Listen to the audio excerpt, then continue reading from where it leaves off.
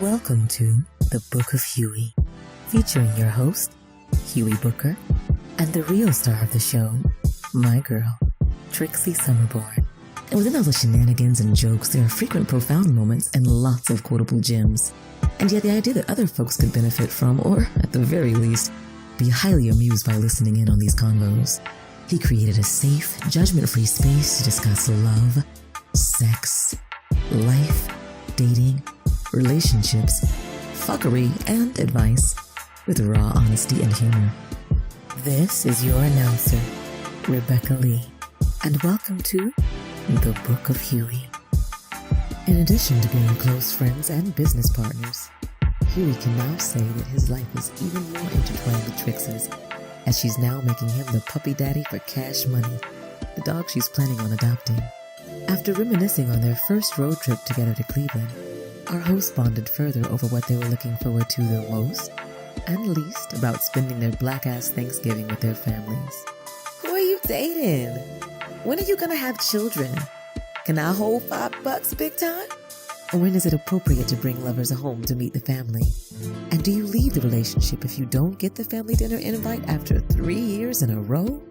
The Book of Huey, Chapter 1, Verse 3.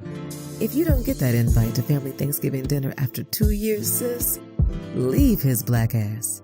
Remember that you are more than enough. There is no loss, no insecurity, no failure, no sense of lack, loneliness, pressure, shitty relationship, job, or circumstance that can hold you back. If no one else loves and believes in you, we here at the Book of Huey podcast surely do. And now, on to Huey and our girl Trixie with today's episode, Chapter 1, Verse 4. What we not gonna do.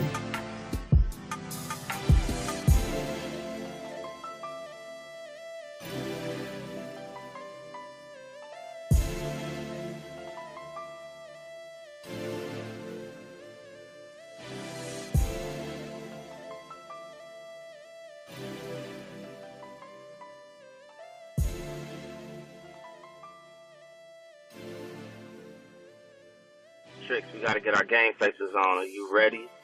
All right, I'm ready. All right, hit your note. Do, re, mi, fa, sol, la, si, do. Were you listening to the When We Get Here by Deborah Cox? That's what that song.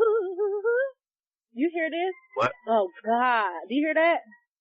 Dirty ass really. Baltimore. Do you hear this? Just as I live downtown Baltimore. Okay. That siren? That's sirens, yes. What was I about to say? I barely heard it. It's cool. With the light, oh, still with the light of day. Okay, I'm ready. Oh my God. What up? This is your boy Huey. And I am Trixie Summerborn of the House Dorsey, flyest of her name, the unbothered, queen of the beat face, breaker of fuckboys, mother of great eyebrows, protector of all that is Fenty beauty. And welcome to the Book of Motherfucking Huey. I'm gonna say, man, you gonna do that long ass intro every episode, but I kinda like it though. Yes, I love it too, right? You gotta do that every week. Nah, I like that shit. Cause I think I'm Daenerys now. Well, you could be Daenerys. I'm not doing all that extra shit you just did, so I hope the listeners don't think Huey Booker finna do all that. But you know what? Let me take that back.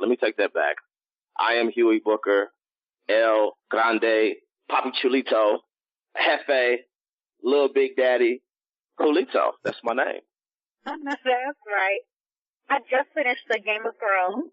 How the fuck you just finished? I just started this summer. I did like a huge binge watch, and I ended up missing some key points. I had to watch a couple of episodes again, so I just finished it, and I'm just so Daenerys. The first time I've actually watched Game of Thrones was sometime this summer. I have never seen it prior. I don't know why it took you so long. I bleed Game of Thrones. It's in my DNA. And I understand that, and I know that, and I know you're very passionate about it, and just because you have asked me to watch it for the last few years that we've known each other, I didn't do it. Because you may be little Big Daddy, but you ain't my daddy. First of all, that's fine. That's cool. If you called me daddy, that would be, like, weird. I don't even want that. Don't even ever say that again. If you had to just listen to me the first goddamn time, your life would have been elevated, but it's cool. Okay, what time is it? What's today's date?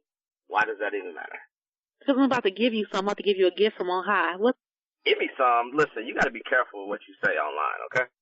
No. You know what? Fine. Whatever today is, mark your calendar and time. I'm about to say something you will never hear for the rest of your life.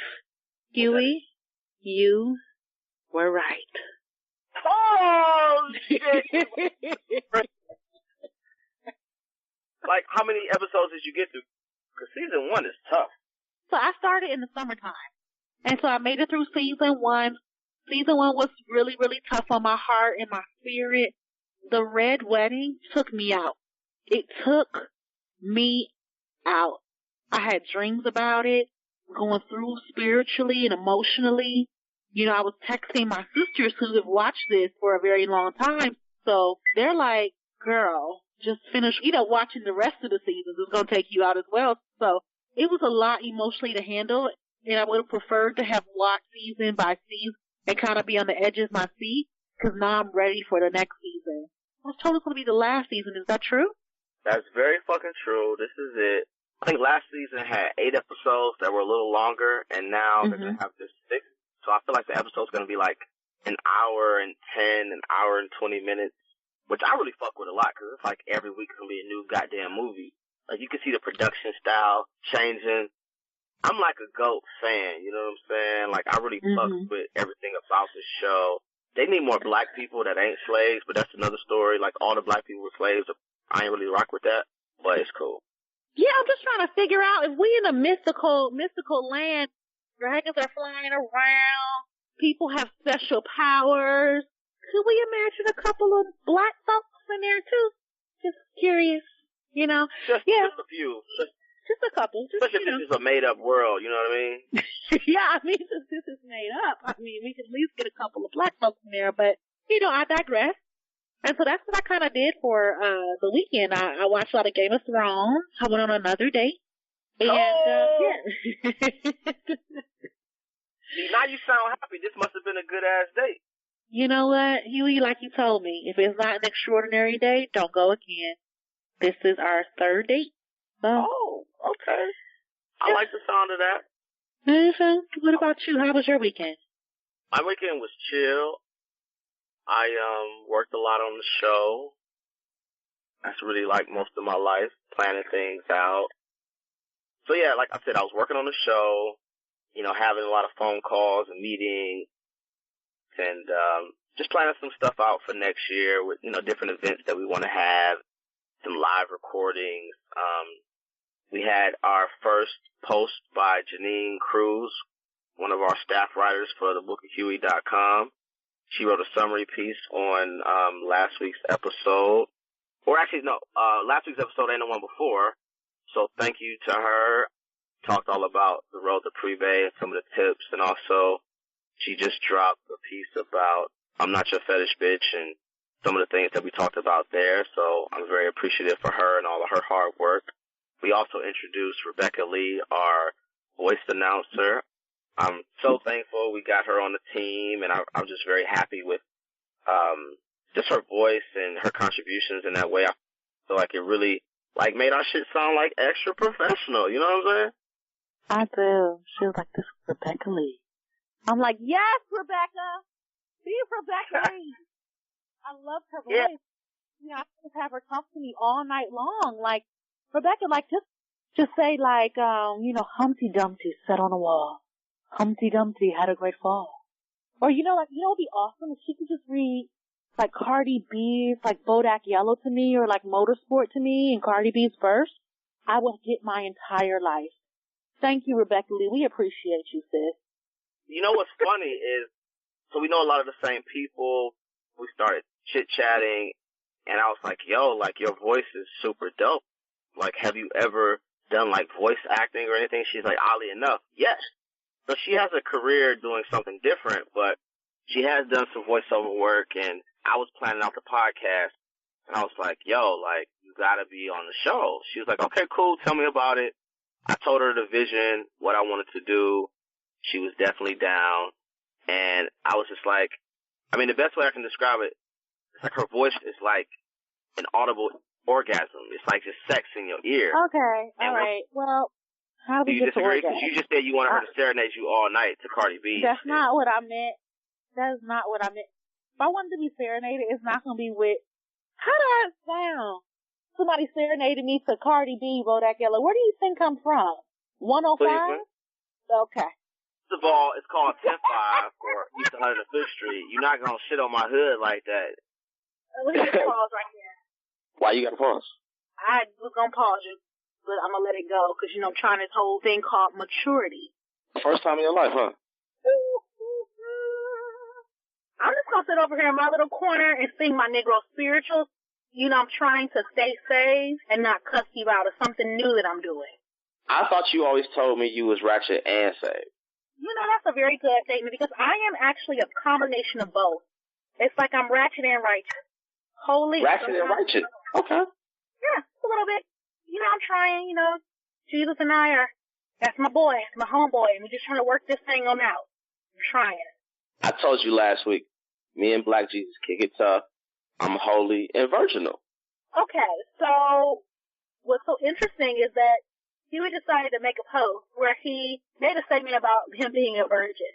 I just would like you to expand upon that topic. What does that mean? Because to me, Huey, I thought you have a bit of virgin since Cisco released the phone song. Okay, since we're going to talk about this, I'm going to just lay it out there. I did lose my virginity at what I think was a young age. I'm not going to lie. I was 15. It was 2001, some shit like that. So, no, I'm not a virgin. I'm not celibate or abstinent. But, y'all be trying to play me out here like I just be slanging dick to everybody, like I'm just this big ass Huey the hoe. And it just makes me uncomfortable. Why do you think that you've gotten that reputation? People have made jokes and stuff when I probe a little bit. Not that I'm defensive about it, but I've been told it's because I'm outgoing, I'm cute, I'm popular, whatever the fuck that means. That, people see me talking to women. I'm like, yo, who are you talking about? So they'll tell me, and I'm like, yo, that's, a sister to me, right? That's incestuous. I don't have a problem dating women. I think that's, part of it. Some brothers have, all these issues and faux pas, and like I told you last week, I don't have a sense of bashfulness about approaching women. I'm not shy. Niggas get curved every day, so that's cool with me. You know what I'm saying? I don't have to be your cup of tea. But I feel like if I see somebody I want to chop it up with, I'm going to go chop it up with them. And that's just really it. So I've been told all these things, sometimes these horrible things that people think about me, just because I'm not shy. If I want to get somebody's number, I'm going to go ask for them. If I want to take them on a date, I'm going to plan a date. And so I've been told, oh, I think you just for everybody. I'm like, well, why? Have you seen me with everybody? Have you heard my name being dragged through the streets? Did you walk in on me fucking somebody? Well, no, I just assume, everybody know your name, so you must be out here. And I'm like, half the time, I'm dead ass single. Single. Not dealing with nobody. That's not my story right now, but it's interesting. It's really interesting. I was just about to step in to correct you, because you're not single. I'm not single. And to recap, single means I am not in a relationship, but I am intimately engaged in mature activities. Mm-hmm. What about you, Trix? You out there popping and thotting? First of all, I don't pop or stop, okay? You just heard me just say that I'm trying to stay safe, and I am safe. No, I went on another date. It takes a while for me to want to be intimate with someone.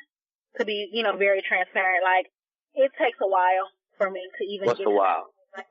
2 weeks? No. I'm just playing. No. 2 weeks may be a while for someone, right? And that's not a bad thing.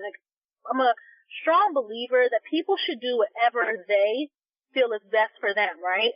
To meet a really great person, and you guys to be intense for a couple of days, and that may spark an excellent energy. and you guys are together and it means something. For me, I'm a Cancer, so I'm a crab. I got that hard shell. It takes a while for me to even want to be around you in a very intimate, private setting. Then for me to want to put my lips on your lips, you know what I mean? I have to date you a little bit. I got to make sure ain't no bump occur, you know what I'm saying, in the wintertime.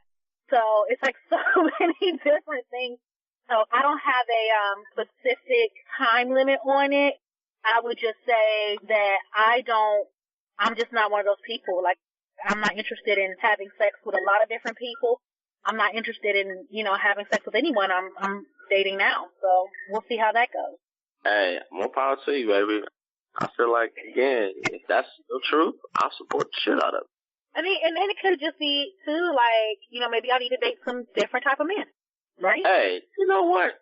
Expand your horizons. I support that cause. Yeah. I remember my mother said this, and it was something that always stuck with me. She said that it's easy to be abstinent or to be celibate when don't nobody want you.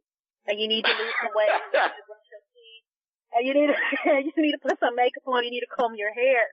And what she was saying, she was basically taking a stab at my mother's amazing, intelligent, amazing woman. And she was taking a stab at the idea that celibacy and abstinence is easy. And sometimes, having those conversations with young girls or even single women in church is really important for them to understand, like, it is a self-discipline thing. It's not easy. But a lot of times the reason why some women, older women or women that she was referring to, find it so easy is because don't nobody want them. Right? And I'll say that for me.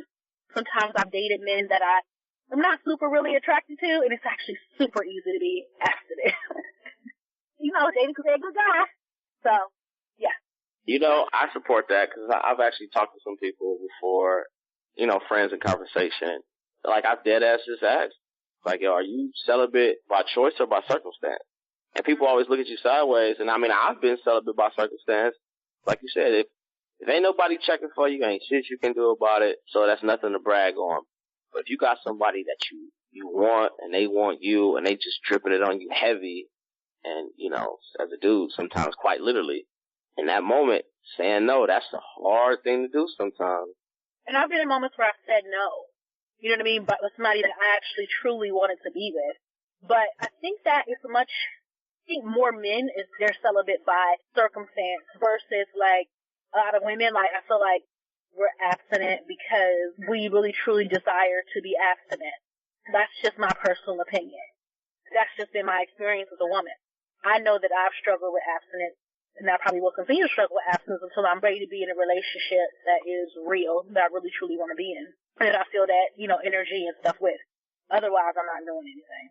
So, I know that sounds really boring, but, Listen, like we always tell people, if that's the truth that you have for yourself, and that's what you want for yourself, then own it. If that's your truth, I'm going to always support you. Now, if I see you out here fucking around doing some shit that's against what you just told me and everybody listening, I'm going to say something like, hey, what the fuck is you doing? I mean, yeah, you grown and all, but, as your boy, somebody who loves you and cares about you, that's your truth. It don't got to be mine. But if it's yours, I'm going to hold you accountable to it. So if I was out there, landing low, busting it wide, and some chicken wings and a glass of wine, you would tell me about myself? I would talk to you like, hey, you good? I would make sure ain't nobody split none of your drink, that you ain't drink too much, you about to get sick and you wilded out. But we would definitely talk, and I'd be like, hey, did some shit change? Like, what's the move, And if you say, oh, no, I'm still out here, that was just for the weekend or whatever, I'm gonna be like, my nigga, don't ever tell me you trying to be out here holy again. If you're not, like, either you is or you ain't, you know what I'm saying? You grown regardless.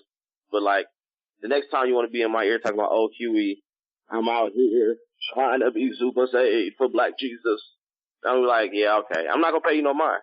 You Let just me just say this, too.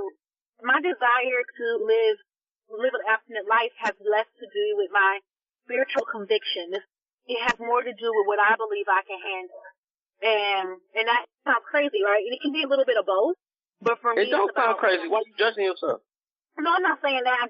As I was saying out of my mouth, I was like, that sounds kind of crazy, right? But that's how I feel. So you said you've been situationally celibate. Did you feel like there was a time in your life where you were, like, getting curved, and so you were celibate? Like, was you, like, shooting your shot? Because now, guys, Huey is, like, really popular, right? Like, God, stop that. He's, like, really popular. So the amount of attention, women, you know, I'm just waiting for the money to come in, and I make sure I get a cut. Do you think that before, like, other girls were, like, curving you? Like, what were you feeling? So like I said, I spent my 20s in, like, pretty much back-to-back long-term relationships. And then the last one, we were engaged and we broke up. And I intentionally did not want to date. I mean, I did, but I knew that I shouldn't have. So I really didn't. I think the only time that I ever really had issues with like, online dating for whatever reason. But even that's not even really true. So I've had situations where people are like, oh, you're too short, or, you know, shit like that. Or, oh, you're so cool, let's just be good friends, which is also their prerogatives. So I feel like I haven't really had those issues, per se. If anything, I kind of get the other problem which you keep reinforcing week to week, which is that I'm like this big hoe, that I don't want nothing serious, that because that some people know my name and I'm a funny guy and I'm fun and whatever, that a lot of women think the other shoe is going to drop. That's the phrase that best comes to mind. Like, oh, you cool for now, but I know you're going to try me on some fuck shit because that's what men do. And I'm not saying I haven't made mistakes, but I really don't like that. Like, yeah, I'm going to go out, I'm going to date, I'm going to have fun. But I let the women that I'm dating know that, okay, well, if we and I have not talked about being serious yet, then we are not exclusive. You can do the fuck you want to do. I'm going to do what I want to do. I'm going to be as transparent as makes you comfortable. I've had some lovers who don't care. They want graphic details about whatever. I know other women who say, hey, bruh, I know you're doing it. Just don't let me see it. I don't want to hear about it. Cool. So I have the issue of some women just assuming like I'm this savage, you know, whatever person because I'm comfortable talking about sex and sexuality and relationships and I'm a smart guy and I'm charismatic or whatever you want to call it. So I kind of got the reverse problem.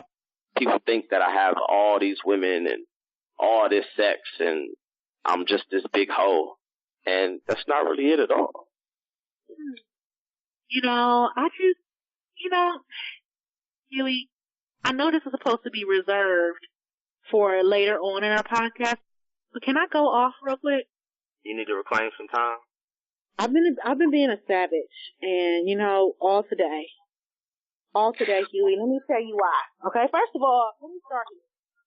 I feel like, you know what I mean, people have been trying me consistently, and so I've just been, now that I have been so kind and so nice, I've just gone off being a savage and just being mean and nasty. Like this man from high school, I sent you the screenshot, DM me, like he didn't know me, talking about some, I was trying to figure out where I know you from, but then I realized I went to high school with your sister. All my sisters and I, we all a year apart. We all went to high school together, okay? So if you went to high school with her, you went to high school with me. Bye, wig. Don't DM me with that nonsense. You didn't think I was cute in high school. You thought I was ugly and fat. That's fine.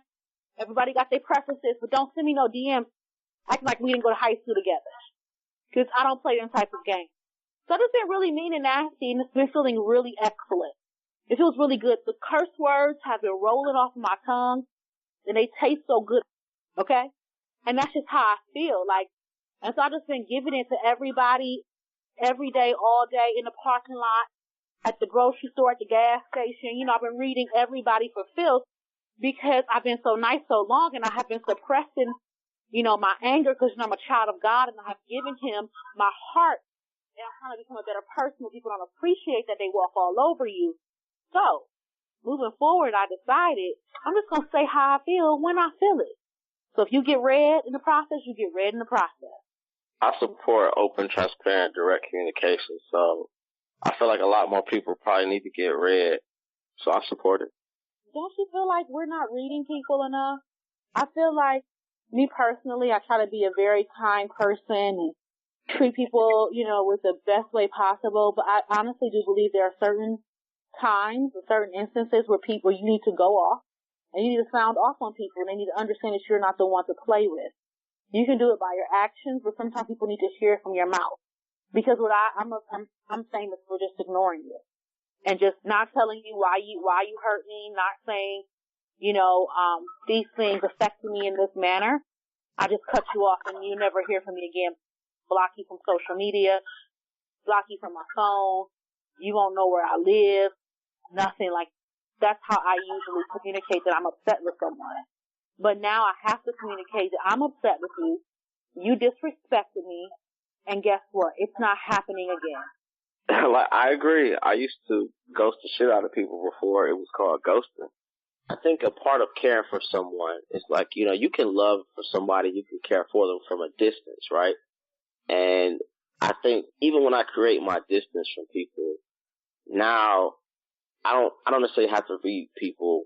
I mean, I'm not even going to say I read people, but I don't have to tell people about themselves in a way that's going to be like crass or rude or whatever, for me personally.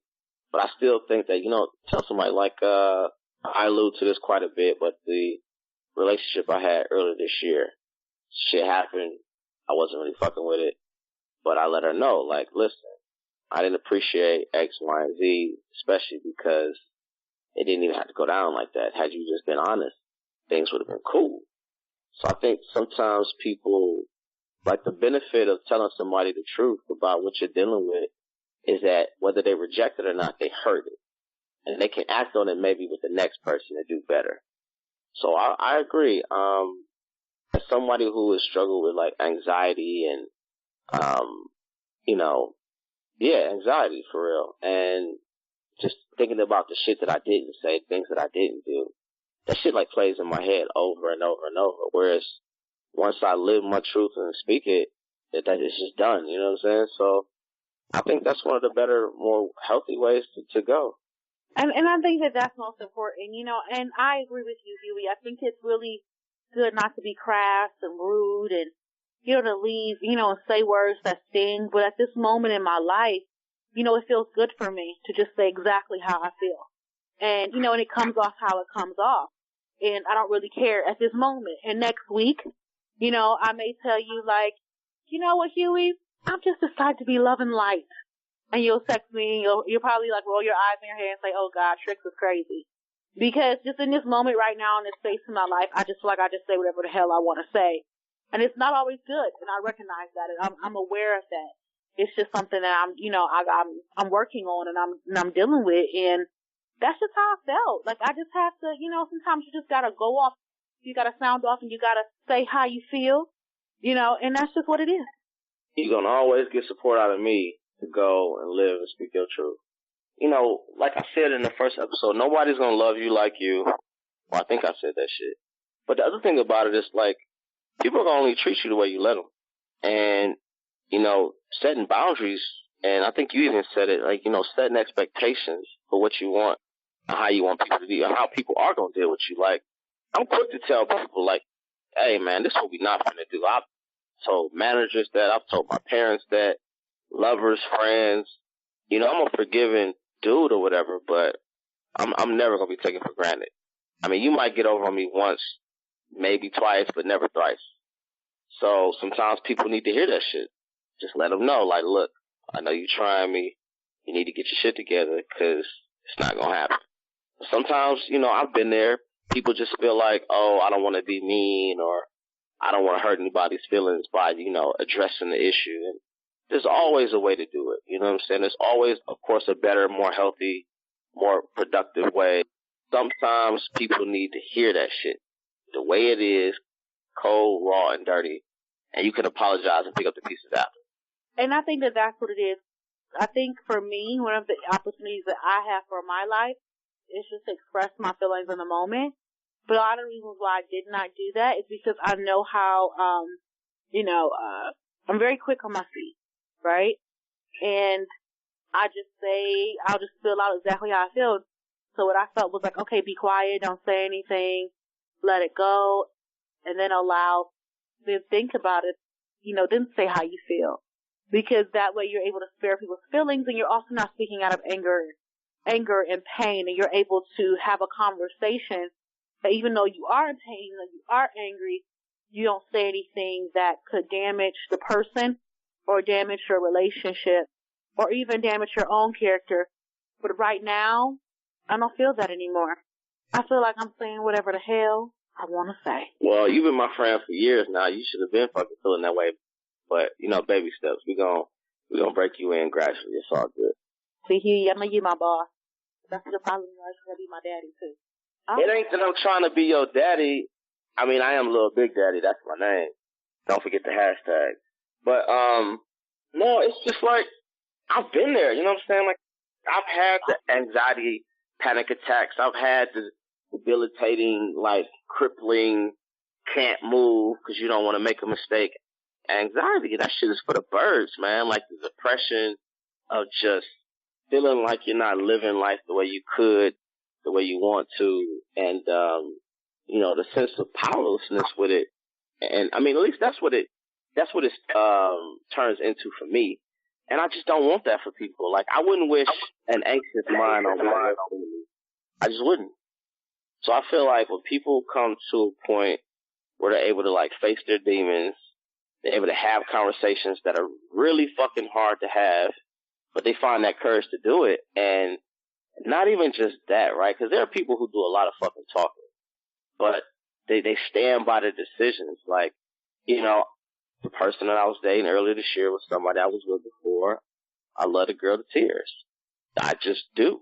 But, like, hey, I can't, I don't ever want to see or talk to you again. And of course that wasn't an easy fucking thing to do, but it was, I mean, you know my story, and maybe as more episodes come out, I'll reveal a little bit here and there, but that was very fucking hard to do for the second time. But it just needed to get done, you know what I mean? And sticking by that is a hard thing to do. So I feel like you getting to a point where you're able to tell people what they're not finna do and sticking by it, that's a beautiful thing to witness. So we actually have a tricks with the fix question. Hey. Last week was awesome. Where do you draw the line between thirst and persistence? Huh. Ooh, that's a good question. That is a good question. I feel like this is a very interesting question because I guess it depends on what you consider to be thirsty. I know now it's just common for women to say, oh, this man is thirsty because he's texting and calling me. And then we still want a man to pursue us. So it's so interesting because when you say someone is thirsty, I feel like thirsty has a lot of so many different elements for someone to be thirsty. So I feel like it depends on how they know you. I think it depends on your relationship prior. So if you're in a relationship with a man and you guys are broken up, I'm not sure if I would consider it to be thirsty for him to continuously call you and call you and call you, because if you guys have had an argument or broken up, because it's important for him to try to communicate back with you and try to get back in good, if that's what he's trying to do. It also depends on what type of woman you are, right? Like, I enjoy being pursued. I enjoy being up under my man. Like, I enjoy that. So, but a lot of women are not like that, and that's okay. So I guess it would depend on that. But persistence and consistency are super important when you're trying to pursue each other. So, I don't know. Like, it is a very thin line. So, what do you think, Huey? I think this is a very good question, a very timely question. I think thirst is something that is, like you said, definitely overused. It's like anybody who basically pursues somebody or lets their interest known, and the person don't want them, they thirsty. Nah, like, when I think really, you have some people I think who just get a little overexcited, and that's like on a case-by-case basis. In my opinion, somebody's just interested. It's about, like, personal boundaries. Let's say I shoot at you, and you're like, you know what, Huey, nah, we just gonna be cool. And I agree, like, all right, cool, we just gonna be friends. But I'm steady trying to, like, push the envelope a little bit. You know, I'm disregarding your wishes, your level of comfort. That's when I think it's kind of appropriate to be like, you know, man, dude's doing too much. Or even, even without the curve, even without the rejection, you know, like sometimes I think some people, you know, it's okay to talk every day, but maybe they want to like talk to you all the damn day long, you know, constant texts and calls and video chats. Like for me personally, I don't have time for all that shit. I don't have the energy for all that. I don't have the interest, but I will like check in, you know, hey, how you doing? Morning, you know, afternoon, maybe at night, but I don't have all that to give. That's just too much for me. So I have had people who every hour they're hitting me up. That's too much. But I'll have a conversation, you know, like, hey, like, we need to establish our cadence. And I think once we kind of agree to what works for the both of us, you try to, like, you know, maybe meet in the middle.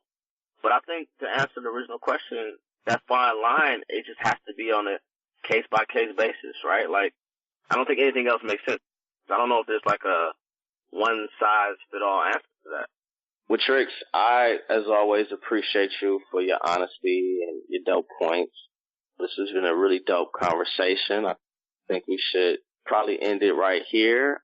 For everybody listening, I just want to say that for Book of Huey episode or chapter 1, verse 3, my concluding thoughts are really to echo what Trix says. Stand your ground. Be true to yourself and know where your boundary lines are. Stick to them, reinforce them, and just remember that, you know, you control your experience. You control your feelings. You control your responses to those feelings. You control who you want in your life and what you don't. You know, you're your own gatekeeper, and if you feel like you don't have a sense of control, we have resources out there for you. You're not alone. I mean, I can tell you right now, nobody's told you today that they love you. I love you. I care about you. I want the best for you. And if you're feeling lost, you know, just know that you're not alone, that we can get you found, that we can get you feeling safe and secure so that you can continue to make the decisions for yourself and for the people that you love and that love you. All hope isn't lost. And, you know, the biggest thing about these type of conversations is, again, remember, courage is not the absence of fear. It's action through fear. So stick to your guns, know what you want, know what you don't want, and always hold on to that vision of what you want for yourself. As long as you do that and you keep working towards it a little bit every day, you'll get closer and closer to it. Beyond all that, follow us on Facebook, Instagram, Twitter, YouTube, SoundCloud, Snapchat, Ask FM, all at the Book of Huey. Again, please check out our website, thebookofhuey.com. Like I said, we will continue these conversations on a daily basis. If you have any sort of submissions for Tricks with the Fix, definitely let us know. We want to hear from you. We want to know how you're doing. Drop us a review. And as always, have a great week. Bye. Peace. On behalf of the Book of Huey podcast, thanks for tuning in. Talk to you next week. This is your announcer, Rebecca Lee, signing off. And for my girl Trixie, yeah, Rebecca Lee, and I'm back, bitches. I don't want to hear I'm acting different. Same lips that be talking about me is the same lips that be ass kissing. I heard you, boo. Chris Creed.